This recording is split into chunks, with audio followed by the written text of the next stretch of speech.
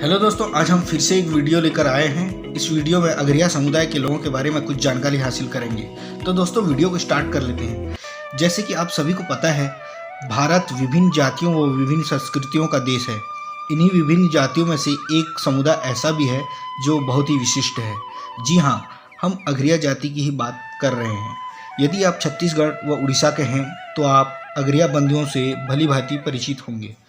अखिल भारतीय अगरिया समाज इस संगठन की नींव सन 1926 में चंद्रपुर डभरा क्षेत्र के ग्राम रेड़ा में रखी गई, जहां सर्वप्रथम अगरिया महासभा का आयोजन कर पूर्वजों ने समाज को संगठित करने के लिए अखिल भारतीय अगरिया समाज का गठन कर सामाजिक एकता का मशाल जलाया।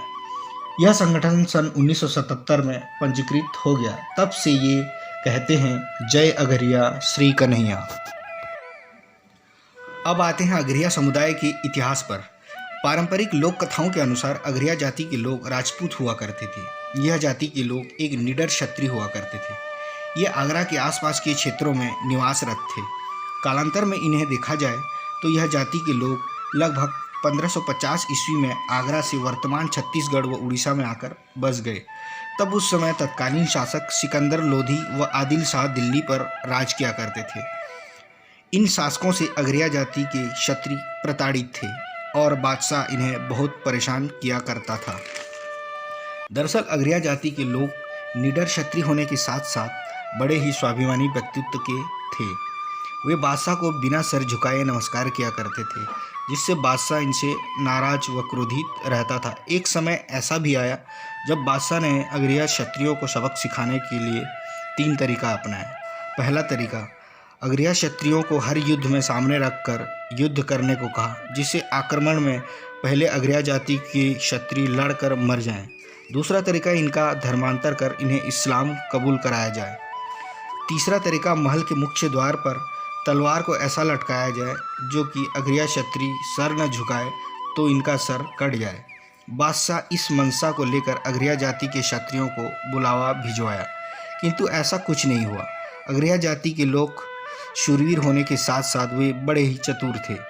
बादशाह के बुलावे पर वे अपने जगह कुछ दलित लोगों को भेजा और बादशाह ने उन भेजे हुए दलित लोगों को मार डाला। तब अगरिया जाति के लोग बादशाह की अपने प्रति खराब मंशा को भांपते हुए आगरा से चलकर वर्तमान छत्तीसगढ़ व उड़ीसा में आकर बस गए। साथ ही साथ उन दलित परिवारों को भी ले आए जो बादशाह के हाथों मारे गए थे। उन दलित परिवारों का देखभाल भी किया। जब वो उड़ीसा में आए तब उड़ीसा में हिंदू शासक हुआ करता था। उड़ीसा में हिंदू राजा गजपति मुकुंद देव का शासन काल था।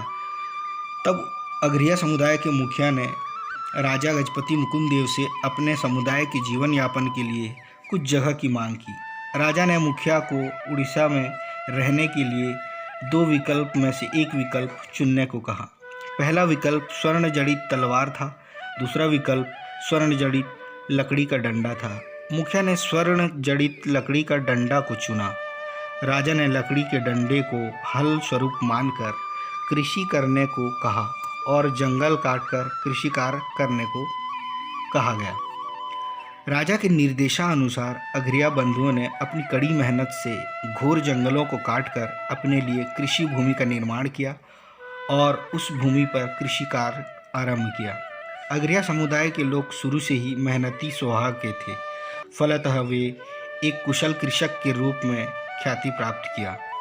वर्तमान में अभी भी अगरिया समुदाय के लोग कृषि कार्य में अव्वल हैं। वे हमेशा ही मेहनती शरीर के धनी हैं। कालांतर से ही उनके परिश्रम व स्वाभिमानी स्वभाव के कारण उन्हें कई गांवों के मालगुजारी मिलती गई। इन्हें गौटिया के नाम से पुकारा जाने लगा। गौटिया के रूप में लोग पटेल, नायक, चौधरी के नाम से संबोधित करने लगे। राजा मुकुंद देव ने अगरिया जाति के परिश्रम को देखते हुए सर्वप्रथम वर्तमान झारसुगुड़ा जिले के ग्राम लैदा की जमींदारी अगरिया बंधुओं को सौंप दिया। अगरिया बंधुओं को आज भी कई जगहों पर गौटिया से संबोधित किया जाता है। अगरिया बंधुओं ने अपने 84 परिवारों में से 6 परिवार ने चौधरी, 60 परिवारों ने पटेल व 18 परिवारों ने नायक का उपनाम स्वीकार कर अपने गोत्र को धारण किया, जो आज भी सामाजिक संस्कारों में मान्यता के साथ उनके वंशज अपनाए हुए हैं। शुरुआत में अघरिया बंधुओं ने 84 परिवार आगरा से चलकर छत्तीसगढ़ व उड़ीसा में आए हुए थे, इसलिए इन्हें 84 घर अघरिया समाज के नाम से भी जाना जाता है। इन 84 परिवारों में से 44 परिवारों ने उड़ीसा में अपना आशियाना बनाया। शेष परिवारों ने वर्तमान छत्तीसगढ़ में आकर बस गए। अघरिया समुदाय के लोग शुरू से ही वेद पुराण को लेकर आस्थावान रहे हैं।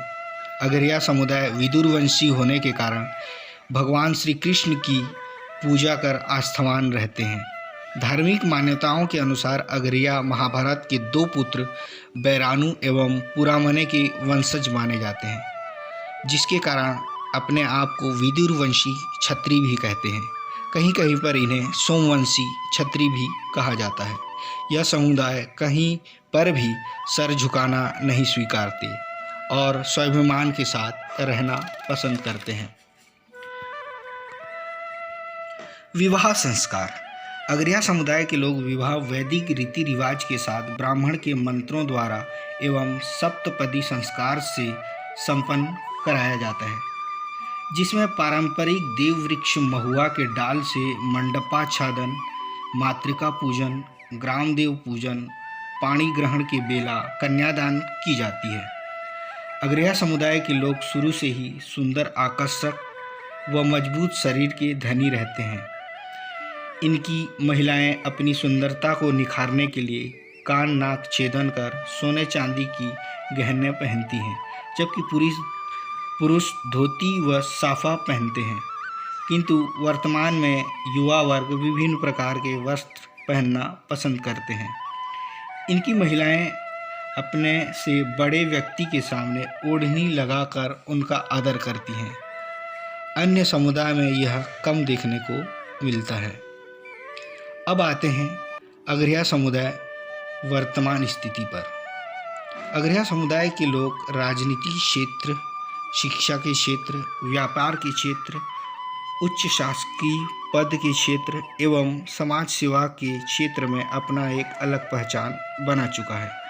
आज युवा वर्ग कृषि कार्य करना नहीं चाहता, फलतः अघरिया समुदाय की युवा वर्ग शहरों की तरफ अपना ध्यान लगाया है, चाहे वह शिक्षा, व्यापार व शासकीय उच्च पद क्यों न हो। अघरिया लोगों का निवास क्षेत्र देखा जाए तो वर्तमान छत्तीसगढ़ के रायगढ़, महासमुंद, जांजगीर चांपा, बिलासपुर जिलों के अलावा जशपुर और रायपुर जिलों में प्रभावशाली समाज के रूप में विद्यमान है तथा पश्चिमी उड़ीसा क्षेत्र में एक प्रभावशाली समाज के रूप में विद्यमान है। अघरिया समुदाय की भाषा शैली। वैसे तो अघरिया समुदाय के लोग जहाँ रहते हैं वहाँ की स्थानीय भाषा भली भांति जानते हैं, किंतु उनका मातृभाषा छत्तीसगढ़ी है। उड़ीसा के अघरिया बंधु भी छत्तीसगढ़ी भाषा को भली भांति जान लेते हैं। अघरिया समाज की युवक युवतियाँ शिक्षा के क्षेत्र में अपना अलग पहचान बना चुके हैं। छत्तीसगढ़ शासन के विभिन्न उच्च पदों पर अघरिया युवक युवती अपना एक अलग स्थान बनाकर समाज को गौरवान्वित किया है। वैसे तो छत्तीसगढ़ व उड़ीसा में अघरिया बंधु अपना एक अलग पहचान बना चुके हैं, किंतु आज भी छत्तीसगढ़ व उड़ीसा के अघरिया बंधु एक दूसरे से संपर्क बनाए हुए हैं। अघरिया समाज सम्मेलन में दोनों राज्यों के अघरिया समाज के वरिष्ठ गण चर्चा करते हुए एवं अपने समाज के कल्याण कार्य हेतु किसी मुद्दे पर बात करते हुए नजर आ जाते हैं। तो दोस्तों, यह जानकारी आपको कैसी लगी हमें कमेंट कर ज़रूर बताएं। जानकारी अच्छी लगी तो एक शेयर फेसबुक व व्हाट्सएप पर ज़रूर कर दें। साथ ही साथ लाल रंग के सब्सक्राइब को टच कर दें तथा सदस्यता ले लें, ताकि आपको ऐसे ही जानकारी मिलती रहे। वीडियो के अंत में बस यही कहूँगा, जय अघरिया, श्री कन्हैया।